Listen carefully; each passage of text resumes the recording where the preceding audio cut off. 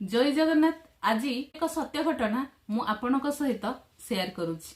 आज मु बस रे जाउ थाए, बस प्रबल भिड़ होइथाए। आपण माने तो जानिथिबे लोकल बस रे सबु बेले से माने को भलिया लोक मानकु नेकी जांती।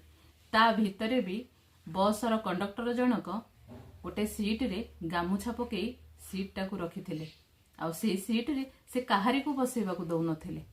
किए जाने से कहा पई से सीट रखिथिले। आ को स्टॉपेज रु को लोक उठिबो से सीट रे बसिबो से कथा से आगतरिए से गामछा पके की रखिथिले। गोटे स्टॉपेज पर हठा जण मौसा उठिले। बयस तांकर 60 रु 65 हेबो। मौसा जनक जेतेले से सीट रे बसिबाकू गले तांकू भी आज्ञा बसेबाकू देले नाही। कहले एटा रिजर्वेशन अछि। आज्ञा ए को भलिया विचार।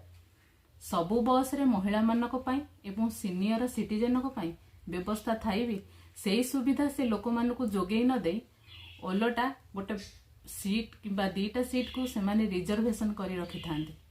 आउ एमिति आम नीतिदिनिया जीवन रे आम चारि पाखरे बहुत किछि अन्याय प्रतिदिन घटुछि। किछि अन्यायर प्रतिवाद आमे करूछे, किछि अन्यायर प्रतिवाद करी भी आमे विफल होछे। आउ किछि अन्यायर प्रतिवाद करबाकू हमर साहस नते। आमे जानि सुनी चुप रहि जाई थाए।